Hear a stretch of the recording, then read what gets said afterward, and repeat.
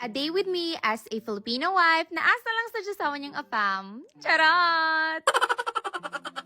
Matagal ko na talagang iniisip na bumili ng bike, pero dahil pa summer na, ayan, isa katuparan ng aking plano na bumili. So nag-order ako sa Walmart. Mga bandang 11 a.m., nag-place ako ng order. Tapos 2 p.m. ready na siya for pick up. So si Diyosawa ko umuwi siya ng mga bandang 1:30 and then si Sab, super countdown siya, mami. 2 hours na lang, mami, 1 hour na lang. Tapos, nung alis na kami ng bahay, biglang sabi, unavailable daw.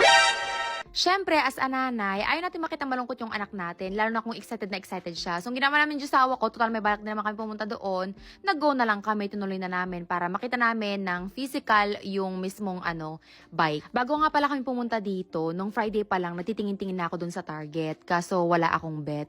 So, ayan, nag-start na kami mag-ikot-ikot. Yung mga bike nila dito, no, yung pang women, ang tatangkad, yung pang malalaking tao talaga. So, balak namin bumili, isa para kay Sab, tas isa din para sa akin. Hindi ko naman bet ang mountain bike. Gusto ko yung simple lang, yung yung saktong pang-akyat lang, ganun. Ito yung unang namataan ni Sab. Bet niya siguro yung kulay kasi attractive. Alam mo naman, bagets. Kaso nung sinakyan na niya, parang maliit. Mabilis siyang lumaki. Tapos nagtingin-tingin na din kami ng helmet. Kasi hindi kami bibili kasi meron pa kaming helmet. Di ba bumili ako, nung unang bating ni Sab dito, bumili ako ng roller skates ba yun? Roller skate. Iba yung roller blades, di ba? Oo, roller skates. So, tag-isa kami, tapos siya natuto, ako hindi, kasi hindi ko talaga kayang i-balance. Tsaka natatakot din ako na baka mapilayan ako, lalo't na, syempre nagkakaedad na tayo, mahal ma-ospital. Pero anyway, ayan, dahil nga pa summer na, talagang bibili na kami ng bike para may magamit. Kasi maganda dito maglakad-lakad. Meron akong pinapakiramdaman kanina, kasi yung mga bike dito, alalaki ng gulong. Kinakabahan ako kasi ang tagal kong din hindi nagbabike. Ito yata yung bet ko kanina, pero hindi namin binili kasi meron akong nakita online na in-order ko, tapos na-cancel. So, nag-order ako ulit ng iba, tapos na-cancel ulit. And then, nag-order ako ulit. So, hopefully, dumating siya today. After ilang minutes, ayan, nakapag-decide na si Sab kung anong gusto niya. And ito yung napili niya. Sabi niya, ready na siyang iuwi. And ready na siyang mag-bike-bike sa aming neighborhood. Wala akong nahanap na bet ko dito kasi meron akong nakita online na in-order ko na sana hindi ma-cancel habang pauwi kami. So, ang eksena ko kasi mga bakla, gusto ko yung maiaakyat ko ba sa bridge. Tapos, may basket. And merong parang sakayan sa likod. If you know what I mean. Yung parang pwede kang umangkas sa akin sa likod, ganon. Wala akong nakita. Parang puro mountain bike yung mga nandun at saka nakasabit. Tapos may mga nakita pala ako at saka na-meet ng mga Filipinos din sa Walmart. At ayun parang Pinoy dito sa may Gaithersburg, no? Ay, hindi pala to Gaithersburg. Sa Germantown pala to. Pagkalabas namin ng Walmart, ayan, hindi na nag-aksaya ng panahon si Sab at talaga namang drive na niya papunta doon sa parking lot. Tapos may nagsasunbaiting doon sa tuktok ng van. Pauwi na niyan kami, tas yung order ko, prepare na. Pagka-uwi namin, siguro mga 30 minutes lang akong pinagpahinga ni Sab. Kinukulit niya ako ng mga 5 times. Mami, tara na. Sabi ko, wait. Nakailang wait ako hanggang sa sumuko na ako, o sige na, tara na. Sipin mo, nag-walkathon ako ng alas 4 ng hapon. Tas ayun, habang nagbabike si Sab, nakaramdam ako ng inggit. At saka kinakantsawan din kasi nila akong dalawa na hindi daw ako marunong magbike. Wow, marunong ah. Bilisan mo pa, mother.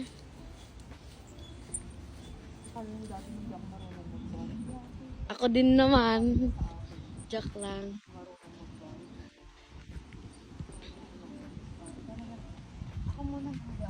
Ako yung angkas ni Sab.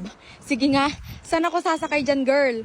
Here, did I say here? Gusto niya, dyan siya daw uupo. Tapos dito ako magdadrive. Girl, magkasing laki tayo. Paano tayo magkakasya dyan? Gusto niya pa ako, dito daw ako sa likod. Saan ko ilalagay pa ako dyan, bre? Ay na. Hindi natusok na yung ko dyan. Nagasgas na ako dun sa, kasi tawag dito? Kadena. Sige, sakay ka lang tantang, huwag na act. Sige. So, habang ako ay nagka-countdown din sa isip-isip ko na, 1 hour 30 minutes na lang kasi excited din ako na dumating yung bike ko. Nilayuan na lang namin ni Sab yung lakad namin. So, nakapag-walkathon ako ng 1.5 miles, which is good kasi hindi ako nakapag-gym para, di ba, matagtag. Awang-awa siya sa akin kasi daw ako naglalakad, pagod na samantalang siya nagbabike. Gusto niya ako magbike, tapos siya maglakad. Yung purpose nga ngayon na maglakad ako ay para makapag-exercise. Alam niyo pala mga bakla, medyo nakakalungkot lang isipin, pero wala naman tayong magagawa, di ba? Natuto si Sab magbike. nung nandito ako sa US yata. Tinuruan siya ng pamangking ko.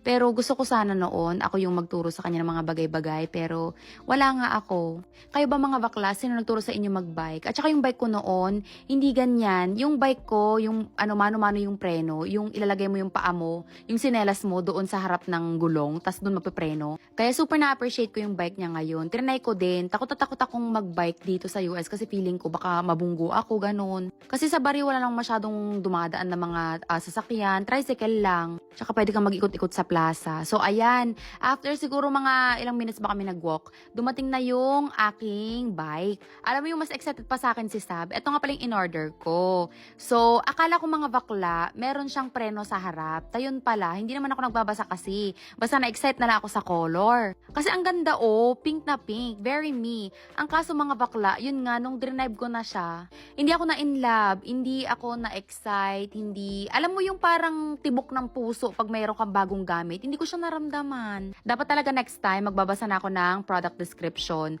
Ang gusto ko kasi talaga mga bakla, yung ganyan, yung may basket, tapos yung parang may angkasan sa likod. Kaso gusto ko din na may preno sa harapan. Tayan kasi ang preno niya, parang yung old-fashioned na, paano ko ba i-explain? Pag pabalik ang pagpedal mo, parang ganon. Pero lakas niya maka-Korean drama, di ba? Ang bet ko nga mga bakla, yung pupunta ako ng Giant o kaya magbabike kami ni Sab sa mga parks, ganyan. So, ibabalik ko siya and kukunin ko yung isang, or alam niyo yung una kanina, yung yellow na dinadrive ni Sab, feeling ko yun talaga yung bet ko. Kasi yun, meron siyang preno sa harap. Alam niyo mga bakla, 26 inches yata yung sukat ng gulong. Parang ang laki-laki para sa akin. Women's yan. Dapat talaga pambata ako, yung pang teenager, o kaya yung pang kids, parang kay Sab. Anyway, ayun, inabot na ng mga bandang alas 5 at nagbabike pa rin si girl. Hindi siya napapagod at talaga namang ang ngiti hanggang tenga. Yun lang, bye na.